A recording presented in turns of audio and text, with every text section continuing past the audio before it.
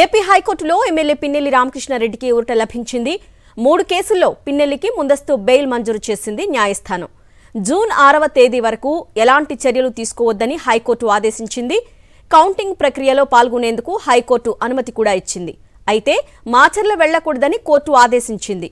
తనపై నమోదైన కేసుల్లో ముందస్తు బెయిల్ మంజూరు చేయాలని పిన్నెల్లి హైకోర్టు ఆశ్రయించారు. దీనిపై కోర్టు ఈ తీర్పు వెలువరించింది.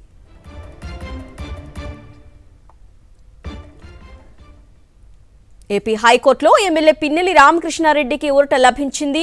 3 కేసుల్లో పిన్నెల్లికి ముందస్తు బెయిల్ మంజూరు చేసింది న్యాయస్థానం. జూన్ 6వ తేదీ వరకు ఎలాంటి చర్యలు తీసుకోవద్దని హైకోర్టు ఆదేశించింది. కౌంటింగ్ ప్రక్రియలో పాల్గొనేందుకు హైకోర్టు అనుమతించింది. అయితే మాచర్ల వెళ్లకూడదని కోర్టు ఆదేశించింది. తనపై నమోదైన కేసుల్లో ముందస్తు బెయిల్ మంజూరు చేయాలని పిన్నెల్లి హైకోర్టును ఆశ్రయించారు. దీనిపై కోర్టు ఈ తీర్పు వెలువరించింది.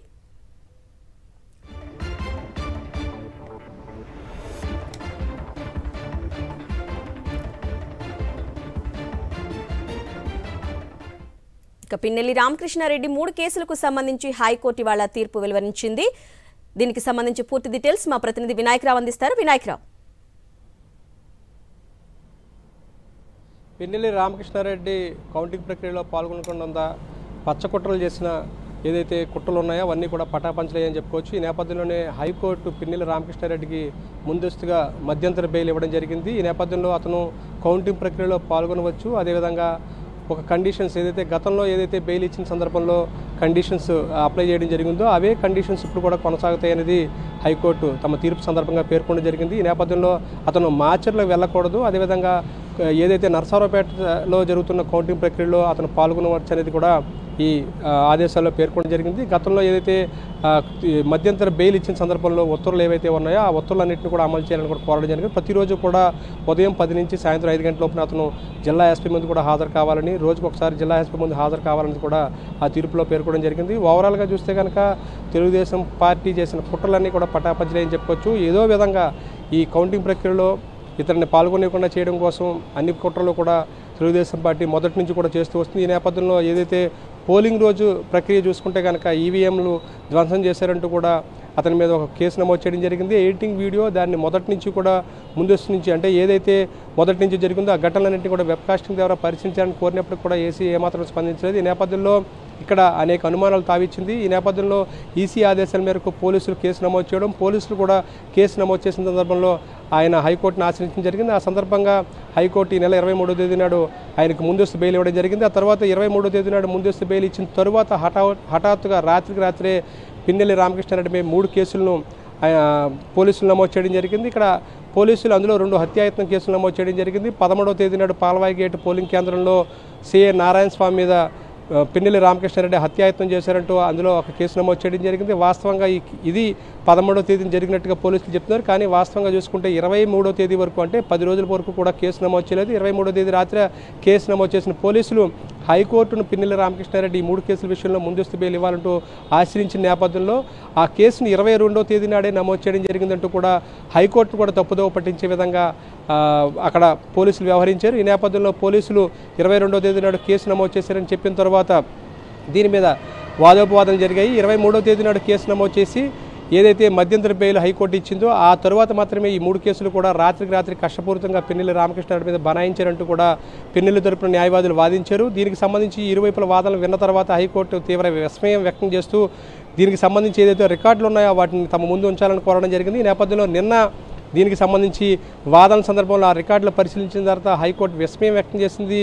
ఏ విధంగా అంటే 22వ తేదీ నాడు ఇక్కడ పిన్నెల్లి రామకృష్ణారెడ్డి మీద హత్యాయత్నం కేసు బనాయించారంటూ ఏ విధంగా చెప్తారని కూడా అక్కడ హైకోర్టు విస్మయం వ్యక్తం చేసింది. వాస్తవంగా రికార్డులు చూస్తే కనుక 23వ తేదీ రాత్రి 8 తర్వాత ఈ 3 కేసులు కూడా నమోదయ్యాయి. దీనికి సంబంధించి స్థానిక మెజిస్ట్రేట్ వద్ద కూడా కోర్టులో మెమో రూపంలో దాఖలు చేయడం జరిగింది. ఇవన్నీ కూడా రికార్డు రూపంలో ఉన్నప్పటికీ కూడా ఎందుకు ఈ విధంగా వ్యవహరించారంటూ కూడా హైకోర్టు ప్రశ్నించింది. ఈ నేపథ్యంలో పోలీసుల కుట్ర ఏదైతే ఉందో అదన్నీ కూడా బట్టబయలయ్యాయి. పచ్చ నేతలతో కలిసి పోలీసులు చేసిన కుట్రను ఇక్కడ ఛేదించారని చెప్పుకోవచ్చు. ఈ నేపథ్యంలో ఇక్కడ ప్రధానంగా 2 విషయాలు చెప్పుకోవాలి. పోలీసులు పదే పిన్నెల్లిని హత్యాయత్నం కేసులు ఇరికించి ఆయన ఏ విధంగా అయినా సరే ఈ కౌంటింగ్ ప్రక్రియలో పాల్గొనకుండా చేసేందుకు గాను ఈ కేసులు బనాయించారనేది వైఎస్ఆర్సీపీ ఆరోపిస్తూ హైకోర్టును ఆశ్రయించింది. ఈ నేపథ్యంలో మొదటి నుంచి వైఎస్ఆర్సీపీ చెప్తున్నట్టుగా పోలీసులు పోలింగ్ ప్రక్రియ ముందు కావచ్చు, పోలింగ్ ప్రక్రియ కావచ్చు, పోలింగ్ తర్వాత కూడా వైఎస్ఆర్సీపీకి సంబంధించిన అభ్యర్థి పిన్నెల్లి రామకృష్ణారెడ్డి మీద కుట్రలు చేశారనేది చాలా స్పష్టంగా బయటపడింది. ఈ నేపథ్యంలోనే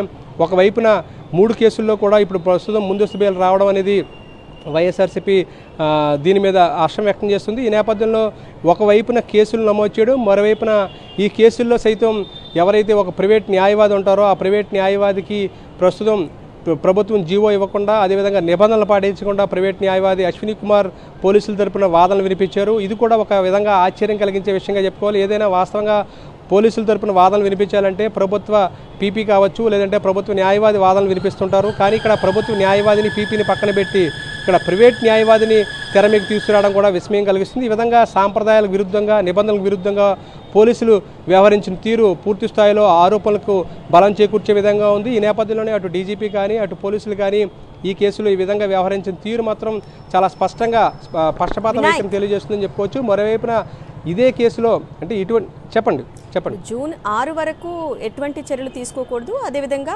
మాచర్ల ఎప్పటి వరకు రాకూడదనే కండిషన్ పెట్టింది. జూన్ 4వ తేదీ నాడు కౌంటింగ్ ప్రక్రియ ఉంది. ఈ నేపథ్యంలో ప్రతిరోజు కూడా ఉదయం 10 గంటల నుంచి సాయంత్రం 4 గంటల లోపున ఆయన పల్నాడు జిల్లాలో ఎస్పీ ముందు హాజరు కావాల్సి ఉంటుంది. అదేవిధంగా జూన్ 6వ తేదీ వరకు కూడా పోలీసులు ఎటువంటి చర్యలు కూడా పిన్నెల్లి రామకృష్ణారెడ్డి మీద తీసుకోవడానికి వీల్లేదు. ఒకవైపున ఆయన్ను మాచర్ల కౌంటింగ్ ప్రక్రియ ముగిసేంత వరకు అంటే జూన్ 6వ తేదీ వరకు కూడా ఆయన మాచర్ల వెళ్ళడానికి వీల్లేదంటూ కూడా ఈ ఉత్తర్వులో స్పష్టంగా పేర్కొనడం జరిగింది. 6వ తేదీ నాడు విచారణ మరోసారి వాయిదా వేయడం జరిగింది. ఏదైతే వెకేషన్ బెంచ్ ఈరోజు విచారణ జరిపిందో 6వ తేదీ నాడు తదుపరి విచారణ కూడా వెకేషన్ బెంచే ఈ విచారణ జరపబోతుంది. ఈ నేపథ్యంలో 6వ తేదీ వరకు కూడా ఆయన మాచర్ల వెళ్ళకూడదనేది ఆ ఆదేశాల్లో పేర్కొనడం జరిగింది. అదేవిధంగా కౌంటింగ్ ప్రక్రియలో పాల్గొనడానికి వీలుగా ఏదైతే నరసరావుపేటలో కౌంటింగ్ ప్రక్రియ జరుగుతుందో దానికి కూడా హైకోర్టు అనుమతి ఇవ్వడం జరిగింది. మొదటి నుంచి కూడా కౌంటింగ్ ప్రక్రియలో పాల్గొనకుండా తెలుగుదేశం పార్టీ చేసిన కుట్రలు ఈరోజు పటాపంచలేని చెప్పుకోవచ్చు. ఈ నేపథ్యంలోనే ఇక్కడ 2 విషయాలు ప్రధానంగా చెప్పుకోవాలి. 3 కేసుల్లో 2 హత్యాయత్నం కేసులు రాత్రికి రాత్రి బనాయించడం, అదేవిధంగా ఈ తప్పుడు కేసుల మీద ఆయన హైకోర్టును ఆశ్రయించడం జరిగింది. ఇదే సందర్భంలో తెలుగుదేశం పార్టీకి సంబంధించిన అభ్యర్థులు ఎవరైతే ఉన్నారో ఇక్కడ దెందులూరు నియోజకవర్గం నుంచి పోటీ చేసిన చింతమనేని ప్రభాకర్ కానీ, అదేవిధంగా తాడిపత్రి నుంచి పోటీ చేసిన అశ్మిత్ రెడ్డి కానీ వీరిద్దరికీ కూడా బెయిల్ మంజూరు సందర్భంలో ఎక్కడా కూడా అభ్యంతరం వ్యక్తం చేయని పోలీసులు ఇక్కడికి వచ్చేలా మాత్రం పిన్నెల్లి రామకృష్ణారెడ్డి విషయంలో మాత్రం పూర్తి భిన్నంగా వ్యవహరించారు. పిన్నెల్లి రామకృష్ణారెడ్డికి బెయిల్ ఇవ్వకూడదంటూ కూడా నిన్న వాదనలు జరిగాయి. ఈ నేపథ్యంలోనే పిన్నెల్లి రామకృష్ణారెడ్డి మీద 9 కేసులు ఉన్నాయి కాబట్టి ఆయన బెయిల్ మంజూరు చేయకూడదంటూ కూడా పోలీసు తరపున న్యాయవాదులు వాదించడం జరిగింది. అయితే అదే సందర్భంలో పిన్నెల్లి రామకృష్ణారెడ్డి తరపున న్యాయవాదులు ఈ విషయాన్ని అభ్యంతరం వ్యక్తం చేశారు. పిన్నెల్లి రామకృష్ణారెడ్డి 9 కేసులు ఉన్నప్పటికీ కూడా ఎక్కడా కూడా ఆయన షరతులు ఉల్లంఘించలేదు. గతంలో ఏదైతే 23వ తేదీ నాడు బెయిల్ కండిషన్స్ బెయిల్స్ ఇచ్చారో మధ్యంతర ఉత్తర్వులు, దానికి ప్రకారంగా ఆయన మధ్యంతర బెయిల్ ఇచ్చిన ఉత్తర్వుల ప్రకారం నడుచుకుంటున్నారంటూ కూడా వివరించే ప్రయత్నం చేశారు. ఈ నేపథ్యంలోనే ఒకవేళ ఆయన మీద కేసులు ఉన్నట్లుగా ఉండి ఆ కేసులనే పరిగణలోకి తీసుకుంటే కనుక తెలుగుదేశం పార్టీకి సంబంధించిన అభ్యర్థులు చింతమనేని ప్రభాకర్ మీద 31 కేసులు, అదేవిధంగా అశ్మిత్ రెడ్డి మీద 30 కేసులు ఉన్నాయి. ఈ నేపథ్యంలో ఆ కేసులను పరిగణలోకి తీసుకుంటే కనుక వారిద్దరికి కూడా బెయిల్ రాకూడదు. కనుక జూన్ 6వ తేదీ వరకు కూడా మధ్యంతర బెయిల్ గతంలో ఏ విధంగా అయితే ఈవీఎం కేసులో మధ్యంతర బెయిల్ ఇచ్చారో అదేవిధంగా ఈ జూన్ 6వ తేదీ వరకు కూడా మధ్యంతర బెయిల్ ఇవ్వాలనేది ఇక్కడ న్యాయవాది విజ్ఞప్తి చేయడం జరిగింది. ఈ నేపథ్యంలో న్యాయవాది విజ్ఞప్తిని పిన్నెల్లి తరపున వాదనలు వినిపించిన న్యాయవాది విజ్ఞప్తిని పరిగణలోకి తీసుకుంటూ కోర్టు ఈ ఉత్తర్వులు జారీ చేయడం జరిగింది. 6వ తేదీ వరకు కూడా పోలీసులు ఎటువంటి చర్యలు తీసుకోకూడదంటూ కూడా పోలీసులు ఎటువంటి చర్యలు తీసుకోకూడదని ఆదేశాలు జారీ చేయడం జరిగింది. ఈ నేపథ్యంలోనే ఇప్పుడు ప్రస్తుతం పూర్తి స్థాయిలో పిన్నెల్లి రామకృష్ణారెడ్డికి ఊరట లభించిందని చెప్పుకోవచ్చు. ఆయన హైకోర్టును ఆశ్రయించిన నేపథ్యంలో పోలీసులు ఏ విధంగా ఈయన మీద కుట్రపూరితంగా ఈ 3 కేసులు బనాయించారు, అదేవిధంగా కుట్రపూరితంగా 22వ తేదీ నాడు బనాయించిన హైకోర్టును సైతం తప్పుదోవ పట్టించే విధంగా వ్యవహరించిన తీరు కావచ్చు. మరోవైపున పోలీసుల తీరు చాలా పూర్తిగా విస్మయానికి గురి చేస్తుంది. బరితెగించి పోలీసులు ఈ విధంగా వ్యవహరించడం వెనుక ఎవరు ఉన్నారనేది ఇప్పుడు బయటపడాల్సి ఉంది. ఈ నేపథ్యంలో ఉన్నతాధికారులు దీనికి సమాధానం చెప్పాల్సి ఉంటుంది. ఒకవైపున అనంతపురం జిల్లాలోను పశ్చిమ గోదావరి జిల్లాలో తెలుగుదేశం పార్టీకి వత్తాసు పలుకుతూ వారి మధ్యంతర బెయిల్కు ఎటువంటి అవాంతరాలు వ్యక్తం చేయని పోలీసులు ఇప్పుడు ఈ పిన్నెల్లి విషయంలో ఎందుకు ఇంత కుట్రపూరితంగా వ్యవహరిస్తారనేది తేలాల్సి ఉంటుంది. ఈ నేపథ్యంలో ఇప్పుడు ఈ కండిషన్స్ ఏదైతే గతంలో మధ్యంతర బెయిల్ ఇచ్చే సందర్భంలో కండిషన్స్ అప్లై చేశారో అదే కండిషన్స్ ఇప్పుడు కూడా అప్లై అవుతాయనేది ఈ పిటిషన్ల ఈ బెయిల్ ఉత్తర్వులో పేర్కొనడం జరిగింది. వినాయక్, ఇప్పుడు మధ్యంతర బెయిల్ ఇచ్చారు కాబట్టి ఎటువంటి నిబంధనలు పిన్నెల్లికి వర్తిస్తాయి? 23వ తేదీ నాడు ఈవీఎం కేసులో మధ్యంతర ఉత్తర్వులు జారీ చేయడం జరిగింది. ఆ నేపథ్యంలో కొన్ని కండిషన్స్ని అప్లై చేయడం జరిగింది. అదే కండిషన్స్ ఇప్పుడు కూడా వర్తిస్తాయంటూ కూడా ఈ ఉత్తర్వులో పేర్కొనడం జరిగింది. ఆయన మాచర్ల వెళ్ళకూడదు, మాచర్లో వెళ్లకుండా ఆయన కుట్రపూరితంగా ఇప్పటివరకు కూడా పల్నాడు జిల్లాలోకి అడుగు పెట్టకూడదంటూ కూడా కొన్ని పోలీసులు తీవ్ర ప్రయత్నాలు చేశారు. కౌంటింగ్ ప్రక్రియలో పాల్గొనకుండా అడ్డుకునేందుకు ప్రయత్నం చేశారు. ఈ నేపథ్యంలో ఆయన కౌంటింగ్ ప్రక్రియలో పాల్గొనేందుకు కోర్టు అనుమతి ఇచ్చింది. ఈ నేపథ్యంలో 4వ తేదీ నాడు జరిగే కౌంటింగ్ ప్రక్రియలో నరసరావుపేటలో జరిగే కౌంటింగ్ ప్రక్రియలో పెన్నెల్లి రామకృష్ణారెడ్డి పాల్గొనడానికి హైకోర్టు ఉత్తర్వుల ద్వారా ఆదేశాల ద్వారా అవకాశం లభించిందని చెప్పుకోవచ్చు. ఈ నేపథ్యంలోనే ఇక్కడ మనం చూస్తే కనుక కొన్ని కండిషన్స్ ఏదైతే ఉన్నాయో ప్రతిరోజు కూడా ఉదయం 10 గంటల నుంచి సాయంత్రం 5 గంటల లోపున ఎస్పీ ముందు పెన్నెల్లి రామకృష్ణారెడ్డి హాజరు కావాల్సి ఉంటుంది. 4వ తేదీ నాడు మాత్రం ఆర్ఓ ముందు ఆయన హాజరవ్వాల్సి ఉంటుంది. ఈ నేపథ్యంలో ఈ కండిషన్స్ను అప్లై చేసే విధంగా ఉత్తర్వులు ఇవ్వడం జరిగింది. దీంతోపాటు ఇప్పటివరకు అంటే జూన్ 6వ తేదీ వరకు కూడా పోలీసులు ఎటువంటి చర్యలు తీసుకోకూడదు పెన్నెల్లి రామకృష్ణారెడ్డి మీద అంటూ ప్రత్యేకంగా ఆ ఉత్తర్వులో పేర్కొనడం జరిగింది. 6వ తేదీ నాడు తదుపరి విచారణ వాయిదా వేయడం జరిగింది. 6వ తేదీ నాడు వెకేషన్ బెంచ్ ఏదైతే ఈ రోజు విచారణ జరిపిందో అదే బెంచ్ 6వ తేదీ నాడు దీన్ని విచారణ చేయబోతుంది. తదుపరి విచారణ 6వ తేదీకి వాయిదా పడింది. అప్పటి వరకు కూడా పోలీసులు పెన్నెల్లి రామకృష్ణారెడ్డిని అరెస్ట్ చేయడం కానీ అతను అదుపులోకి తీసుకోవడం కానీ అతను ప్రశ్నించడం కానీ ఇవేమీ చేయకూడదంటూ కూడా ఈ ఉత్తర్వులో పేర్కొనడం జరిగింది. నేపథ్యంలో 6వ తేదీ వరకు కూడా పెన్నెల్లి రామకృష్ణారెడ్డికి ఊరట లభించినట్లుగానే మనం భావించాల్సి ఉంటుంది. అయితే కుట్రలు కుతంత్రాలతోటి పోలీసులు చేసిన ఏదైతే ఈ కుట్రలు ఉన్నాయో తెలుగుదేశం పార్టీ కుట్రలకు వత్తాసు పలుకుతూ పోలీసులు ఆయన మీద అక్రమ కేసులు బనాయించారో దానికి మాత్రం పూర్తి స్థాయిలో ఇక్కడ హైకోర్టు సాక్షిగా బట్టబయలని చెప్పుకోవాలి. నిన్న మొన్న జరిగిన వాదనలో పూర్తి స్థాయిలో ఈ కుట్రలన్నీ కూడా బట్టబయలయ్యాయి.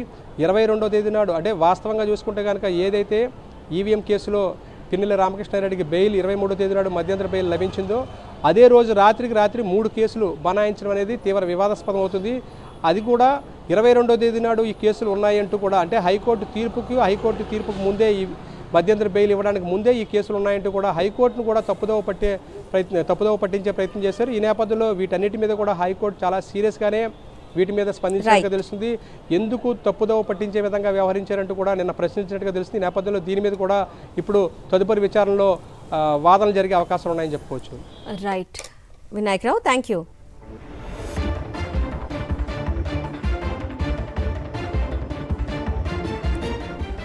రైట్, ఏపీ హైకోర్టులో ఎమ్మెల్యే పిన్నెల్లి రామకృష్ణారెడ్డికి ఊరట లభించింది. 3 కేసుల్లో పిన్నెల్లికి ముందస్తు బెయిల్ మంజూరు చేసింది న్యాయస్థానం. జూన్ 6వ తేదీ వరకు ఎలాంటి చర్యలు తీసుకోవద్దని హైకోర్టు ఆదేశించింది. కౌంటింగ్ ప్రక్రియలో పాల్గొనేందుకు కూడా హైకోర్టు అనుమతి ఇచ్చింది. అయితే మాచర్ల వెళ్లకూడదని కండిషన్ పెట్టింది హైకోర్టు. తనపైన నమోదైన కేసుల్లో ముందస్తు బెయిల్ మంజూరు చేయాలని పిన్నెల్లి హైకోర్టును ఆశ్రయించారు. దీనిపై కోర్టు ఈ తీర్పు వెలువరించింది. మరిన్ని వివరాలు మా ప్రతినిధి అశోక్ని అడిగి తెలుసుకుందాం.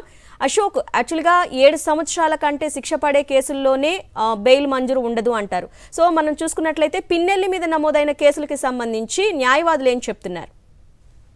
ఖచ్చితంగా ఒక పథకం ప్రకారమే పోలీసులు పిన్నెల్లిని ఇబ్బంది పెట్టడానికి వరుసగా కేసులు పెడుతున్నారని కూడా పెద్ద ఎత్తున ఆరోపణలు వస్తూ ఉన్నాయి. ఈ నేపథ్యంలోనే ఏదైతే పాలవాయి గేటు ఈవీఎం కు సంబంధించిన మీడియాకు సంబంధించి ఇప్పటికే కోర్టు ఆయనకి ముందస్తు మధ్యంతరం ముందస్తు బెయిల్ మంజూరు చేసింది. అయితే మధ్యంతరం ముందస్తు బెయిల్ మంజూరు చేయక ముందే వెంటనే ఆయన ఇబ్బంది పెట్టడానికి మరొక 3 కేసులు పోలీసులు బనాయించారు. పూర్తి స్థాయిలో దీనికి సంబంధించి విచారణ కూడా కొనసాగింది. తనకు ముందస్తు బెయిల్ మంజూరు చేయాలంటూ పిన్నెల్లి రామకృష్ణారెడ్డి 3 కేసుల్లో తనకు బెయిల్ మంజూరు చేయాలంటూ ఒక హౌస్ మోషన్ పిటిషన్ దాఖలు చేశారు. హౌస్ మోషన్ పిటిషన్ లో పూర్తి స్థాయిలో విచారణ జరిగింది. విచారణ సందర్భంగా పిన్నెల్లి తరఫున న్యాయవాదులు ఖచ్చితంగా ఎలక్షన్ కమిషన్ అలానే పోలీసులు ఒక పథకం ప్రకారం ఇలా చేస్తున్నారు.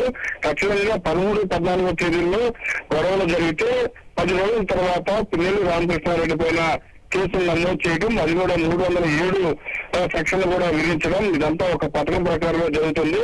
దాంతో పాటుగా 10 రోజులు చేయకుండా ఏం చేశారు అని కూడా ప్రశ్నించడం జరిగింది.